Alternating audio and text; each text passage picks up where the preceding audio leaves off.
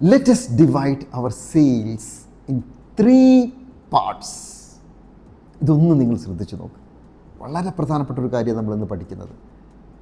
നമ്മുടെ സെയിൽസ് ഡിപ്പാർട്ട്മെൻറ്റിൽ 3 പാർട്ടായിട്ട് അല്ലെങ്കിൽ 3 ചാർജുകൾ നിങ്ങൾ കൊടുക്കണം. എന്തൊക്കെയാണ് അത് കൊടുക്കേണ്ടത്? ഇതിൻ്റെ ഒരു വ്യത്യാസം നമുക്കറിയാം. സെയിൽസ് എന്നാൽ ഒരു എൻറ്റയർ പ്രോസസ്സാണ്.